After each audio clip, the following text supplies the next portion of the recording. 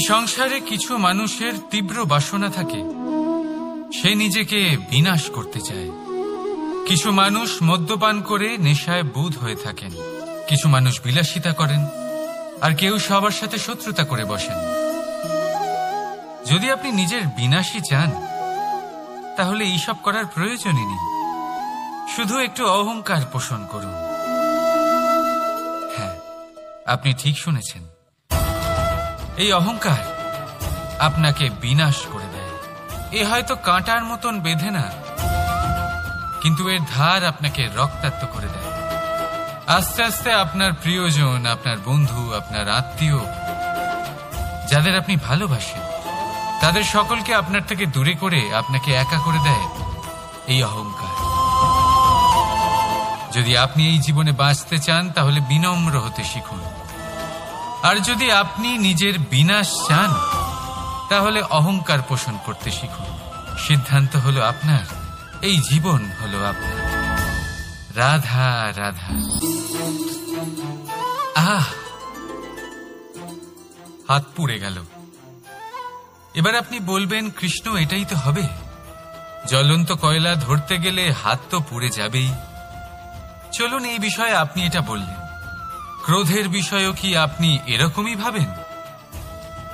অবশ্যই ভাবা উচিত, কারণ ক্রোধ হলো ঠিক এইরকমই। আমরা ভাবি এই জ্বলন্ত কয়লা হাতে তুলে কারোর দিকে যদি আমরা ছুঁড়ি, তার ক্ষতি হবে, কিন্তু সর্বপ্রথম আমাদেরই হাত পুড়ে যাবে। এই ক্রোধ সর্বপ্রথম আপনারই বিনাশ করবে, আপনার আনন্দ কেড়ে নেবে, আপনার শরীর খারাপ করে দেবে, আপনার অস্তিত্বকে পুড়িয়ে ফেলবে। তাই এই ক্রোধের থেকে সাবধানে থাকুন, আর ভালোবেসে বলুন, রাধা রাধা। দেখুন এই ঘাসকে, কত কোমল, কত মধুর।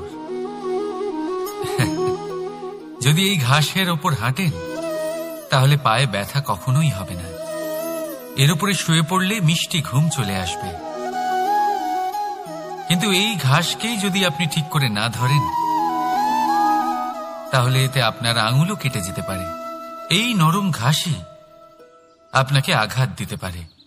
ঠিক এইভাবেই প্রত্যেক ব্যক্তি যিনি ধর্মের পথে চলছেন, তিনি আঘাত পেতে পারেন, যদি ওনার ধর্মের সম্পূর্ণ সত্য, তার আসল স্বরূপের বিষয়ে জ্ঞান না থাকে। তাই জীবনে যে কোনো বস্তু, ব্যক্তি বা সুযোগ আসে, তাহলে তার শক্তির বিষয়ে, তার দুর্বলতার বিষয়ে প্রথমে তথ্য সংগ্রহ করবেন, তারপরেই সিদ্ধান্ত নেবেন। যদি এরকম করেন, তাহলে সাফল্য অবশ্যই আসবে। রাধা রাধা। হাতের কত রকম রূপ হয়। কিছু স্নেহের সাথে আপনাকে স্পর্শ করে, তো কিছু প্রহার হিসেবে বর্ষিত হয়। কিছু বন্ধুত্বের নামে আপনার দিকে অগ্রসর হয়, তো কিছু শত্রুতার দিকে আপনাকে টেনে নিয়ে যায়। কিন্তু কখনো ভেবে দেখেছেন যে কোন হাত বেশি মূল্যবান? যখন আপনি সফল, যখন আপনি ভালো কাজ করেন, তখন কিছু হাত আপনার জন্য করতালি দেয়, আর কিছু হাত এমন হয় যা আপনার কাঁধ স্পর্শ করে যখন আপনি জীবনে সব থেকে অসফল হন, যখন আপনি ভেঙে পড়েন। তাই করতালি দেওয়া সেই হাত, আপনার প্রশংসা করা সেই হাত, তার থেকে অনেক বেশি দামি সেই হাত যা আপনাকে তখন আশ্বস্ত করে যখন আপনি এমন সময় কাটাচ্ছেন যা আমরা কেউ কাটাতে চাই না। সেটা আপনার সম্বল হয়ে ওঠে, আর এই সম্বলই আপনাকে জীবন অতিবাহিত করার শক্তি প্রদান করে। তাই একে অপরের সম্বল হয়ে থাকবেন, জীবনে সব সময় ভালো থাকবেন। রাধা রাধা। আপনি কখনো কোনো স্বর্ণকারকে দেখেছেন? সোনা তারই হয়, গয়না বানানোর শিল্প তারই হয়। তাও ও বারবার সোনাকে গরম করে, হাতুড়ি নিয়ে বারবার তার উপরে প্রহার করে। কিসের জন্য? যাতে সে সেই স্বর্ণকে কুন্দন বানাতে পারে, প্রত্যেক আঘাতের সাথে তার মধ্যে থেকে খাদ বের করতে পারে। একজন বিবেকশীল ব্যক্তিরও এটা করা উচিত, যাতে এই সংসার আপনাকে আঘাত করার আগে আপনি নিজের মধ্যে থাকা দোষগুলো বহিষ্কার করে দিন। হয়তো একটু কষ্ট হতে পারে, কিন্তু এ অবশ্যই করবে। যদি আপনি কুন্দন হতে চান তাহলে নিজেকে নিজের স্বর্ণকার অবশ্যই হতে হবে। রাধা রাধা। প্রেম আর চাওয়া একই মনে হয়, তাই না? কিন্তু আসলে এরা আলাদা। এদের মধ্যে অনেক তফাৎ আছে। দেখতে গেলে প্রেম আর চাওয়া কখনোই এক হতে পারে না। এবার যদি আপনাকে আমি এক উদাহরণ দিই, যদি আপনি এই ফুলকে চান তাহলে আপনি এটাকে তার ডাল থেকে ছিঁড়ে আপনার কাছে রেখে দেবেন। কিন্তু যদি আপনি একে ভালোবাসেন তাহলে আপনি প্রতিদিন এসে এটার শিকড়ে জল দেবেন যাতে সে আরো প্রস্ফুটিত হয়। শুধু এটাই তফাৎ চাওয়া আর প্রেমের মধ্যে। চাওয়া স্বার্থ হয়ে ওঠে, যেখানে প্রেম প্রেম পরমার্থ হয়ে ওঠে। তাই কাউকে না চেয়ে ভালোবাসুন, জীবন ধন্য হয়ে উঠবে। রাধা রাধা। মানুষ, প্রত্যেক মানুষ কাউকে ভালোবাসে, কাউকে ঘৃণা করে, কাউকে সম্মান করে, আবার কাউকে তিরস্কারও করে। মানুষ সবকিছু হতে পারে, সুস্থও হতে পারে, রোগীও হতে পারে, ধনীও হতে পারে, নির্ধনও হতে পারে, বন্ধুও হতে পারে, আবার শত্রুও হতে পারে। যদি কিছু না হতে পারে তা হলো অস্পৃশ্য, অচ্ছুত, ভগবানের কাছে সব থেকে বড় পাপ। এই যে মানব শরীর তা ঈশ্বর প্রদত্ত, তা তার মন্দির। প্রত্যেক শরীরে ব্রহ্মদেব বাস করেন। তাই শরীরের অপমান করা, সেটা ছোঁয়া থেকে দূরে থাকা, এটা কখনো করবেন না। এই জীবনে ছুত অছুত কখনো বিচার করবেন না। পরমেশ্বর যা দিয়েছেন তার সম্মান করতে শিখুন। আর আসুন আমার সাথে ভালোবেসে বলুন, রাধা রাধা। কখনো কোনো বাচ্চাকে দেখেছেন? কত কিছু ঘটতে থাকে তার জীবনে। শৈশব থেকে বেড়ে ওঠা অবধি অসংখ্য অনুভূতি অনুভব করে সে। কখনো পড়ে যায়, কখনো আহত হয়, কখনো জ্ঞান লাভ করে, কখনো কষ্ট সহ্য করে, তো কখনো আনন্দ উপভোগ করে। কিন্তু মনে রাখে সে শুধুমাত্র আনন্দের মুহূর্তগুলি। এবার শুধু একবার আপনার জীবনের প্রারম্ভের দিকে তাকিয়ে দেখুন, আপনার শৈশবে তাকিয়ে দেখুন। আপনি দেখবেন বেশিরভাগ যেসব স্মৃতি আপনার মনে আছে সেগুলি সমস্ত ভালো মুহূর্তের, খারাপ মুহূর্তের নয়। সেই জন্য শৈশব সব থেকে সুখী হয়, এতে নিশ্চিন্ত থাকা যায়। সেই জন্য আজ আপনি যতই বড় হয়ে উঠুন না কেন, খারাপ স্মৃতি, খারাপ ঘটনা সব ভুলে যাওয়ার চেষ্টা করুন। একবার খারাপ ঘটনা ভুলে যাওয়ার অনুভূতি আপনার হয়ে গেলে তখন মনে রাখবেন, যতই কঠিন পরিস্থিতির মুখোমুখি আপনাকে হতে হোক, তার মোকাবিলা করতে আপনি সক্ষম। রাধা রাধা। যদি আমি আপনাকে জিজ্ঞেস করি যে এই সংসারে সবথেকে মাহাত্ম্যপূর্ণ বস্তু কি, তাহলে আপনি বলবেন জল। আর একদম ঠিক বলবেন। কিন্তু কোন কারণে?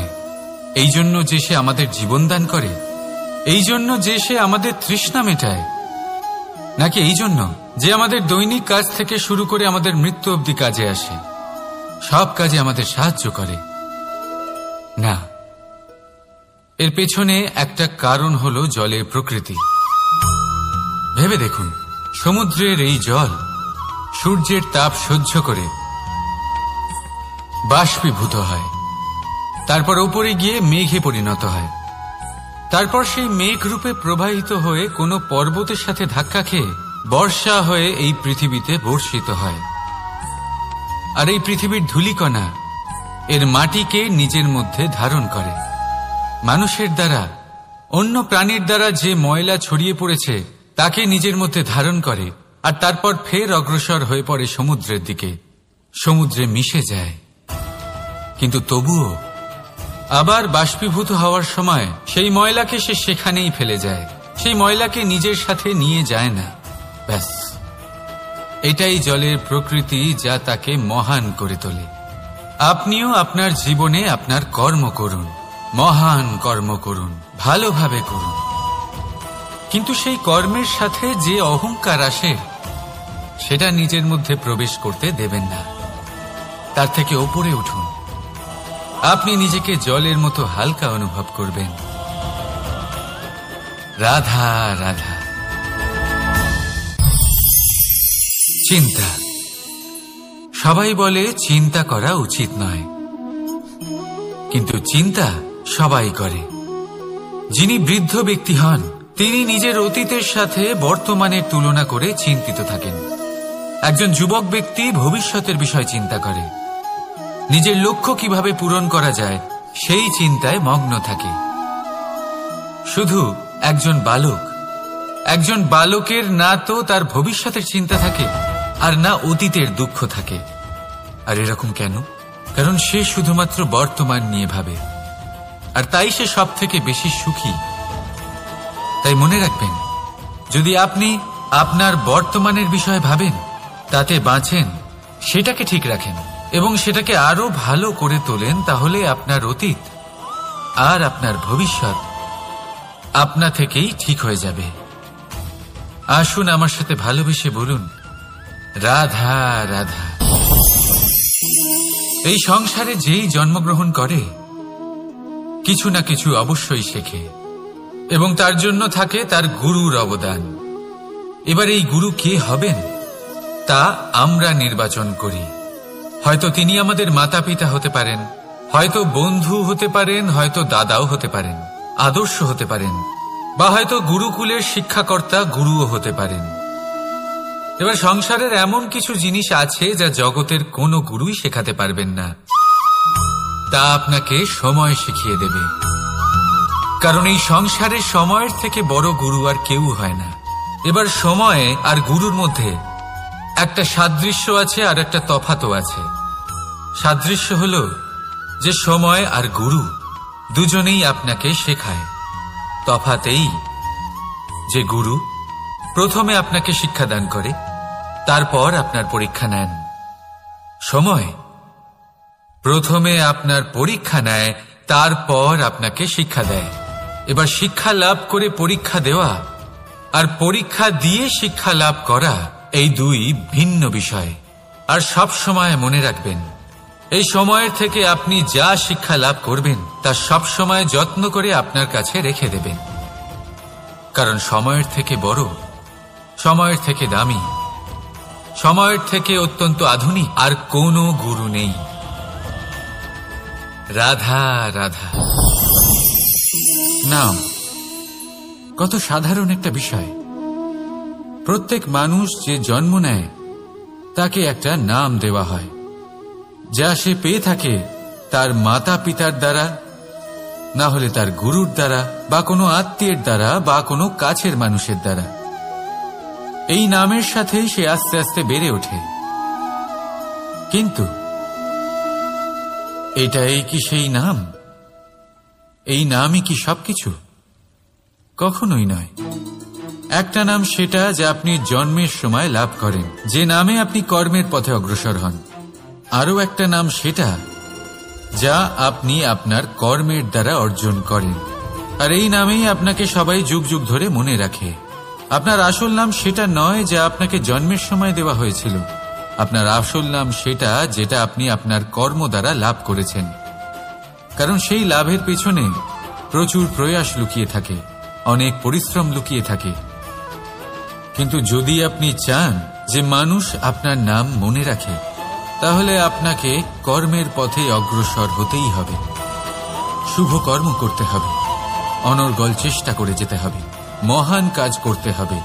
আর বিশ্বাস করুন, আপনি একটা মহান নামের ফল অবশ্যই লাভ করবেন। রাধা রাধা। মানুষ এক সামাজিক প্রাণী।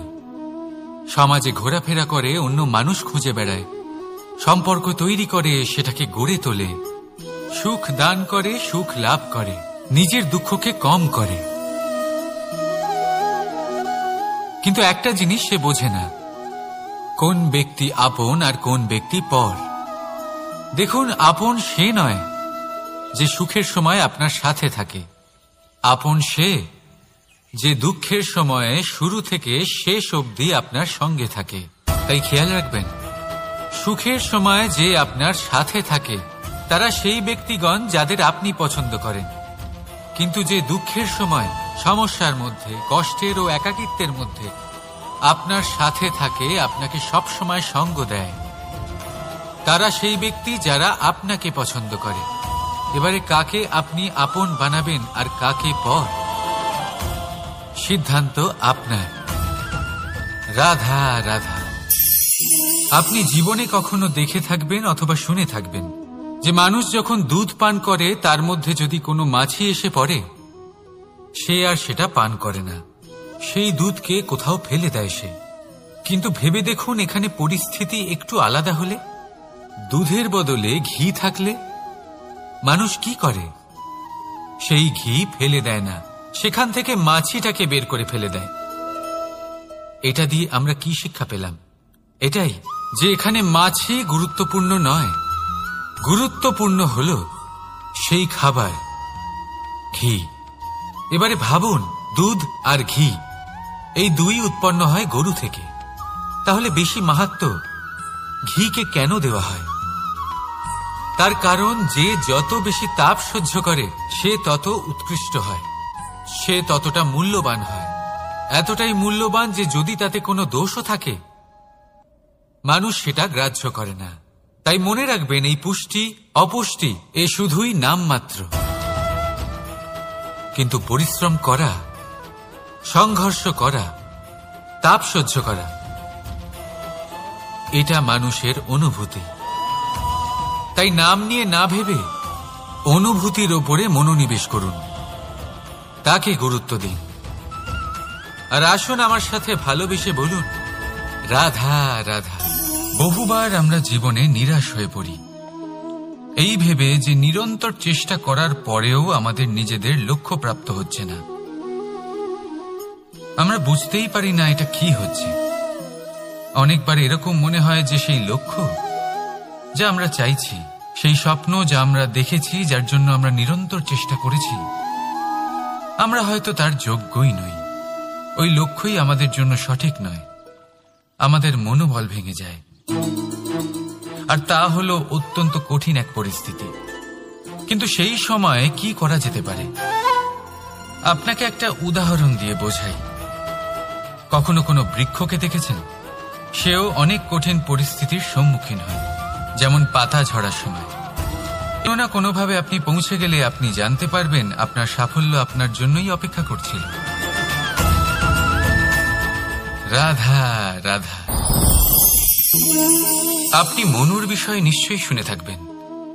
ওনাকে একটা সুযোগ দেওয়া হয়েছিল, হয় উনি নিজের হালের রক্ষা করবেন, নয় এই সৃষ্টিকে আসন্ন প্রলয়ের হাত থেকে বাঁচানোর জন্য নৌকার নির্মাণ করবেন।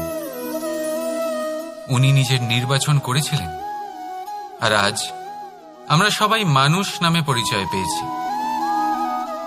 এমনই এক সুযোগ পেয়েছিলেন শ্রীরাম এবং সীতাও। ওনারা আবেগের ঊর্ধ্বে উঠে এই সংসারের সামনে এক সেরা উদাহরণ প্রস্তুত করেছিলেন। এরকমই এক সুযোগ পেয়েছিলেন রাবণও, এরকমই এক সুযোগ পেয়েছিলেন কংস। একটা সুযোগ, অন্যায়ের পথ ত্যাগ করে সত্যের পথে চলার। ওনারা সেই সুযোগ ত্যাগ করলেন এবং ওনাদের এই সংসার ত্যাগ করতে হল। একটা অত্যন্ত গুরুত্বপূর্ণ কথা মনে রাখবেন, সুযোগ এই শব্দ যতটাই ছোট, এটা জীবনে আসেও ততটাই কম সময়ের জন্য। এবার এই সুযোগের আপনি কি করবেন? এর সদ্ব্যবহার করে নিজের নাম প্রকাশিত করবেন, এই সংসারে ইতিহাসে নিজের নাম অমর করবেন, নাকি অসফল হওয়ার উদাহরণ হয়ে উঠবেন, সেই সিদ্ধান্ত হলো আপনার। রাধা রাধা। স্বপ্ন, স্বপ্ন এই শব্দ আমাদের জীবনে কতটা গুরুত্বপূর্ণ হয়। কিছু স্বপ্ন এমন হয় যে আমরা রাতের মিষ্টি ঘুমের মধ্যে দেখি, তো কিছু স্বপ্ন আমরা খোলা চোখেই দেখি। কিছু স্বপ্ন আমাদের শান্তির ঘুম দেয়, আবার কিছু স্বপ্ন আমাদের ঘুমোতেই দেয় না। এবার খোলা চোখে দেখা এই স্বপ্ন ছোট হতে পারে বা বড়, কিন্তু এর সাথে যুক্ত থাকে সাফল্য। এবার আপনাকে একটা কথা বোঝাই, এই হলো আমার স্বপ্ন, এই হলো সাফল্য। এবার এদের মধ্যে যোগসূত্র হলো বাধা বিপত্তি। তাহলে যত বড় স্বপ্ন হবে ততই বড় বাধা, যত বড় বাধা বিপত্তি ততই বড় সাফল্য। মনে রাখবেন, আকাশে সব থেকে উঁচুতে ওড়ার জন্য বাজ পাখিকে মেঘের ওপর দিয়ে উড়তে হয়। তাই এই বাধা বিপত্তির থেকে দূরে পালাবেন না। অবশ্যই এ হলো সেই বাধা বিপত্তি যার থেকে সংসার দূরে পালাতে চায়। এই সেই অসুবিধা যা আমাদের জীবনে যাতে না আসে সেজন্য লোকে প্রার্থনা করে। কিন্তু এই সেই বাধা যার সম্মুখীন হয়ে আপনার সাফল্য প্রাপ্তি হবে, আপনি আপনার লক্ষ্যে পৌঁছতে পারবেন। তাহলে আসুন আমার সাথে ভালোবেসে বলুন, রাধা রাধা। প্রসন্নতা। এই প্রসন্নতা এমন কোন অনুভূতি নয় যা সৃষ্টিতে শুরু থেকেই ছিল। প্রসন্নতা হলো এমন এক অনুভূতি যা আপনাকে নিজের কর্মের দ্বারা অর্জন করতে হয়। আর যত অন্যকে দেবেন ততই তা অঙ্কুরিত হবে। অর্থাৎ যতটা প্রসন্নতা অন্যকে দিতে পারবেন ততটাই প্রসন্নতা নিজে চলে আপনার কাছে আসবে। এবার আপনি বলবেন, এ তো অত্যন্ত কঠিন কাজ, এ কিভাবে সম্ভব হবে? সবাইকে প্রসন্ন রাখা তো স্বয়ং মহাদেবেরও সাধ্য নয়। আমরা তো হলাম সাধারণ মানুষ, এ কিভাবে হতে পারে? চলুন আপনার এই কথা আমি মেনে নিলাম। সবাইকে প্রসন্ন রাখা সম্ভব নয়, এটা 100% সত্যি কথা। কিন্তু আমরা চেষ্টা তো করতেই পারি যে প্রসন্নতা না হোক, আমরা যেন কাউকে দুঃখ না দিই। এটা তো আমরা করতেই পারি। যত এই দুঃখ দূর হবে ততটাই সুখ ছড়িয়ে পড়বে, আর যত এই সুখ ছড়িয়ে পড়বে ততই বাড়বে এই প্রসন্নতা। তাহলে আসুন এই প্রসন্নতার সাথেই বলুন, রাধা রাধা। ভাগ্য, সময় ও কর্ম। দেখতে গেলে আমরা সবাই এই তিনটি শব্দের সাথে খুব ভালোভাবে পরিচিত। হয়তো আমাদের জীবনে আমরা এই তিনটি শব্দের প্রয়োগ অবশ্যই করে থাকি। দেখতে গেলে এই বিষয়ে প্রত্যেক ব্যক্তির দৃষ্টিভঙ্গি আলাদা।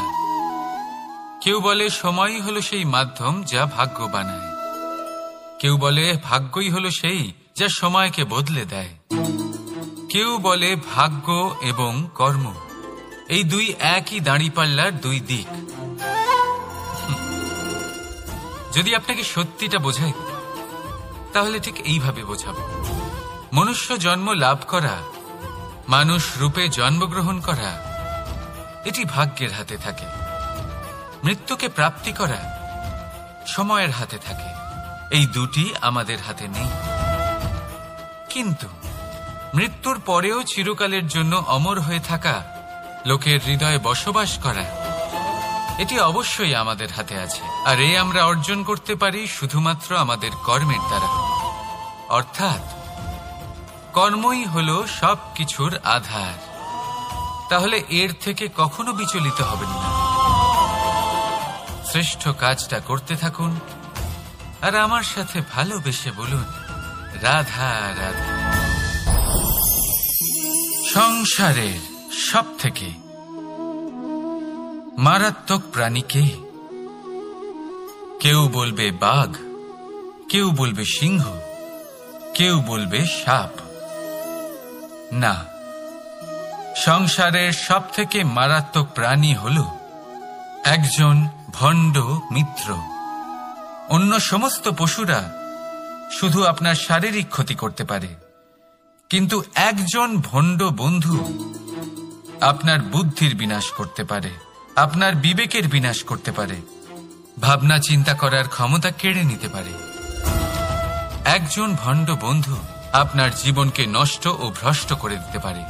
তার মধ্যে এত ক্ষমতা থাকে যে সে আপনাকে এমন পতনের পাকে ফেলে দেবে যে সেখান থেকে বেরোনো প্রায় অসম্ভব হতে পারে। আর যখন আপনি সত্যিটা বুঝতে পারবেন, আপনার মধ্যে জাগ্রত হবে প্রতিশোধের ভাবনা, যা কিনা সবার আগে আপনাকেই বিনাশ করবে। তাই জীবনে ভণ্ড বন্ধুর থেকে সাবধানে থাকুন। আর বিশ্বাস, এই বিশ্বাস মানুষের ওপরে ভেবে চিন্তেই করুন। আর আসুন আমার সাথে ভালোবেসে বলুন, রাধা রাধা।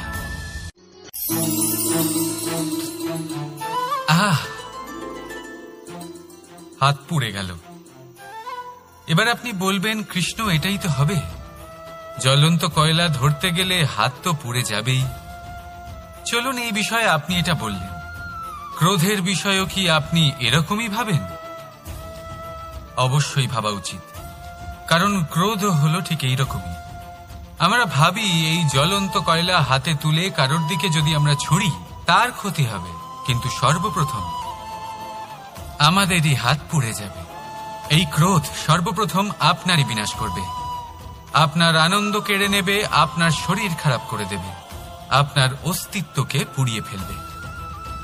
তাই এই ক্রোধের থেকে সাবধানে থাকুন আর ভালোবেসে বলুন, রাধা রাধা।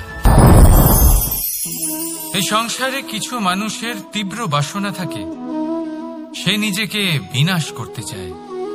কিছু মানুষ মদ্যপান করে নেশায় বুঁদ হয়ে থাকেন, কিছু মানুষ বিলাসিতা করেন, আর কেউ সবার সাথে শত্রুতা করে বসেন।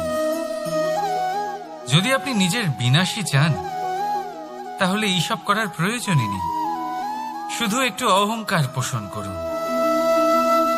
হ্যাঁ, আপনি ঠিক শুনেছেন, এই অহংকার আপনাকে বিনাশ করে দেয়। এ হয়তো কাঁটার মতন বেঁধে না, কিন্তু এর ধার আপনাকে রক্তাক্ত করে দেয়।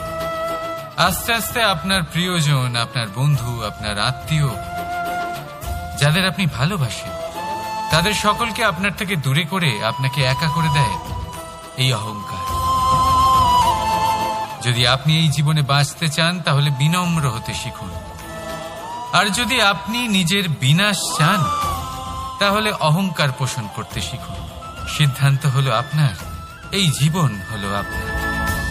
রাধা রাধা। আপনি কখনো কোনো স্বর্ণকারকে দেখেছেন?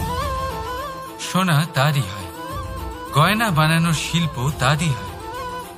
তাও ও বারবার সোনাকে গরম করে, হাতুড়ি নিয়ে বারবার তার উপরে প্রহার করে। কিসের জন্য? যাতে সে সেই স্বর্ণকে কুন্দন বানাতে পারে, প্রত্যেক আঘাতের সাথে তার মধ্যে থেকে খাদ বের করতে পারে।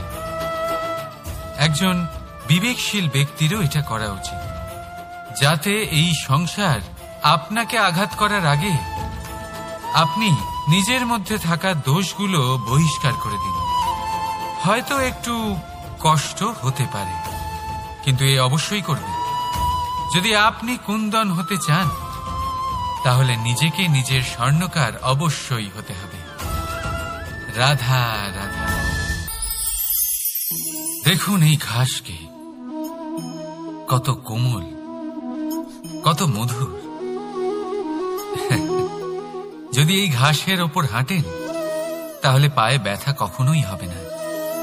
এর উপরে শুয়ে পড়লে মিষ্টি ঘুম চলে আসবে। কিন্তু এই ঘাসকেই যদি আপনি ঠিক করে না ধরেন, তাহলে এতে আপনার আঙুলও কেটে যেতে পারে।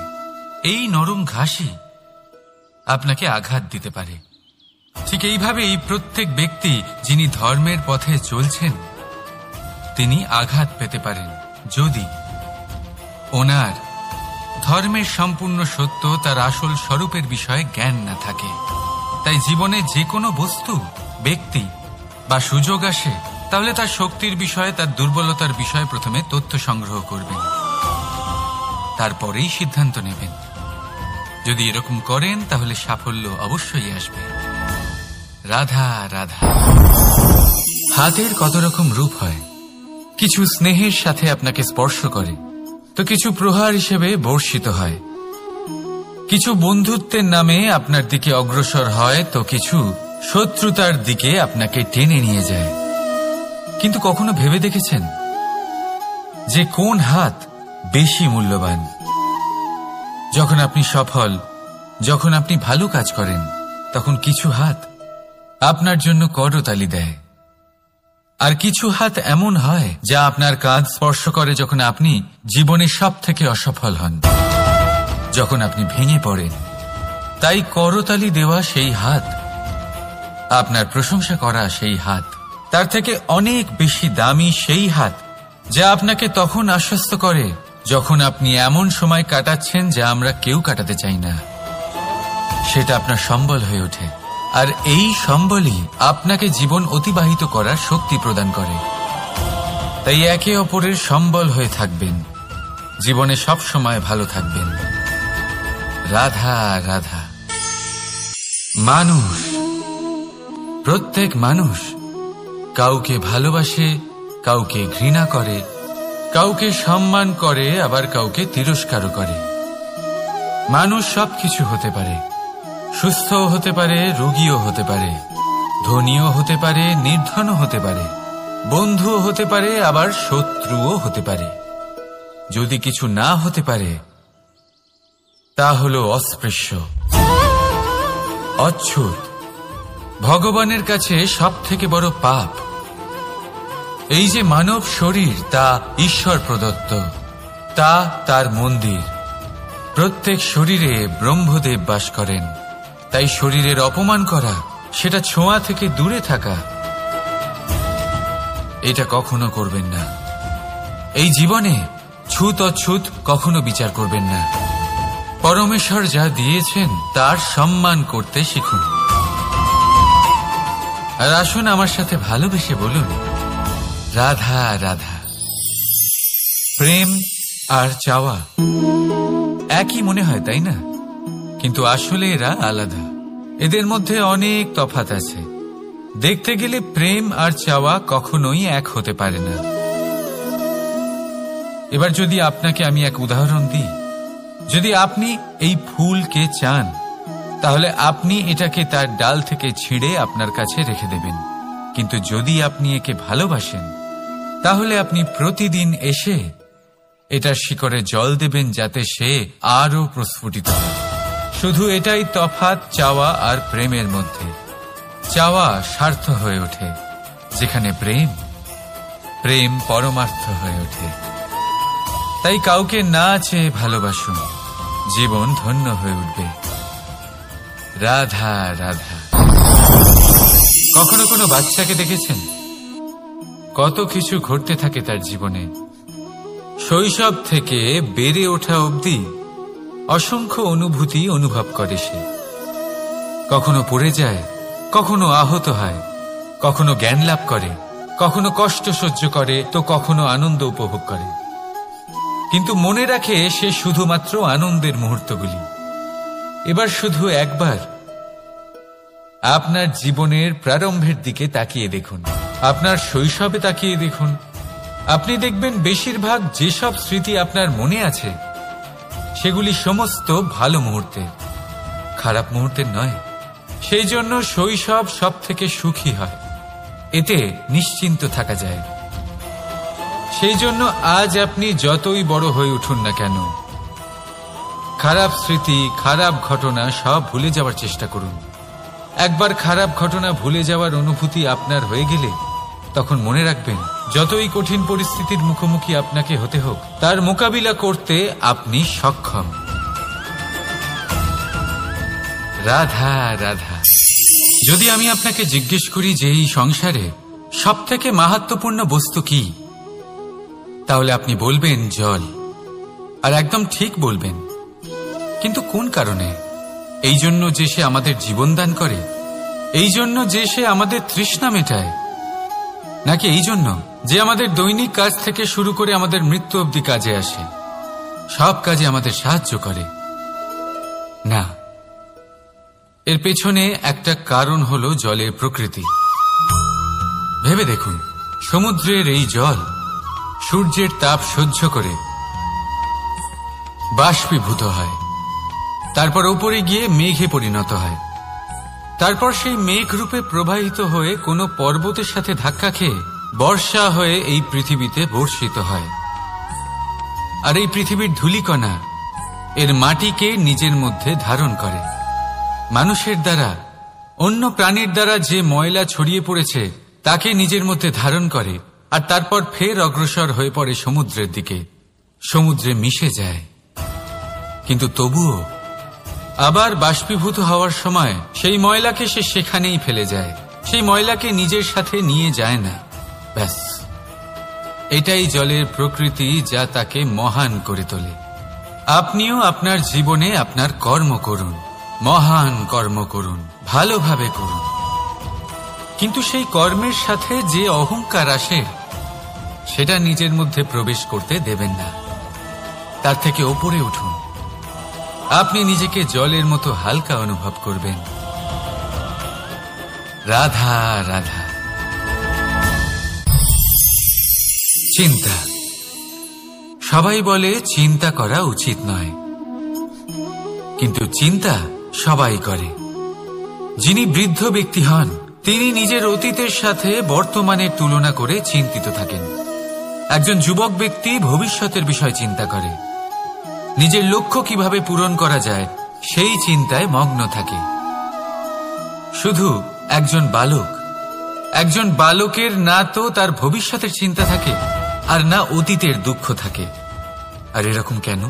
কারণ সে শুধুমাত্র বর্তমান নিয়ে ভাবে, আর তাই সে সব থেকে বেশি সুখী। তাই মনে রাখবেন, যদি আপনি আপনার বর্তমানের বিষয়ে ভাবেন, তাতে বাঁচেন, সেটাকে ঠিক রাখেন এবং সেটাকে আরো ভালো করে তোলেন, তাহলে আপনার অতীত আর আপনার ভবিষ্যৎ আপনা থেকেই ঠিক হয়ে যাবে। আসুন আমার সাথে ভালোবেসে বলুন, রাধা রাধা। এই সংসারে যেই জন্মগ্রহণ করে কিছু না কিছু অবশ্যই শেখে, এবং তার জন্য থাকে তার গুরুর অবদান। এবার এই গুরু কে হবেন তা আমরা নির্বাচন করি। হয়তো তিনি আমাদের মাতা পিতা হতে পারেন, হয়তো বন্ধু হতে পারেন, হয়তো দাদাও হতে পারেন, আদর্শ হতে পারেন, বা হয়তো গুরুকুলের শিক্ষাকর্তা গুরুও হতে পারেন। এবার সংসারের এমন কিছু জিনিস আছে যা জগতের কোনো গুরুই শেখাতে পারবেন না, তা আপনাকে সময় শিখিয়ে দেবে। কারণ এই সংসারে সময়ের থেকে বড় গুরু আর কেউ হয় না। এবার সময় আর গুরুর মধ্যে একটা সাদৃশ্য আছে আর একটা তফাতও আছে। সাদৃশ্য হলো যে সময় আর গুরু দুজনেই আপনাকে শেখায়। তফাতেই যে গুরু প্রথমে আপনাকে শিক্ষাদান করে, তারপর আপনার পরীক্ষা নেন। সময় প্রথমে আপনার পরীক্ষা নেয়, তারপর আপনাকে শিক্ষা দেয়। এবার শিক্ষা লাভ করে পরীক্ষা দেওয়া আর পরীক্ষা দিয়ে শিক্ষা লাভ করা এই দুই ভিন্ন বিষয়। আর সব সময় মনে রাখবেন, এই সময়ের থেকে আপনি যা শিক্ষা লাভ করবেন তা সব সময় যত্ন করে আপনার কাছে রেখে দেবেন। কারণ সময়ের থেকে বড়, সময়ের থেকে দামি, সময়ের থেকে অত্যন্ত আধুনিক আর কোনো গুরু নেই। রাধা রাধা। নাম কত সাধারণ একটা বিষয়।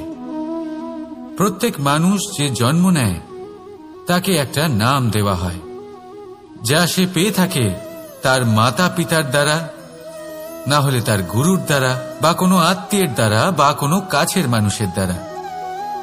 এই নামের সাথেই সে আস্তে আস্তে বেড়ে ওঠে। কিন্তু এটাই কি সেই নাম? এই নামই কি সবকিছু? কখনোই নয়। একটা নাম সেটা যা আপনি জন্মের সময় লাভ করেন, যে নামে আপনি কর্মের পথে অগ্রসর হন। আরও একটা নাম সেটা যা আপনি আপনার কর্মের দ্বারা অর্জন করেন, আর এই নামেই আপনাকে সবাই যুগ যুগ ধরে মনে রাখে। আপনার আসল নাম সেটা নয় যা আপনাকে জন্মের সময় দেওয়া হয়েছিল। আপনার আসল নাম সেটা যেটা আপনি আপনার কর্ম দ্বারা লাভ করেছেন। কারণ সেই লাভের পেছনে প্রচুর প্রয়াস লুকিয়ে থাকে, অনেক পরিশ্রম লুকিয়ে থাকে। কিন্তু যদি আপনি চান যে মানুষ আপনার নাম মনে রাখে, তাহলে আপনাকে কর্মের পথে অগ্রসর হতেই হবে। শুভ কর্ম করতে হবে, অনর্গল চেষ্টা করে যেতে হবে, মহান কাজ করতে হবে। আর বিশ্বাস করুন, আপনি একটা মহান নামের ফল অবশ্যই লাভ করবেন। রাধা রাধা।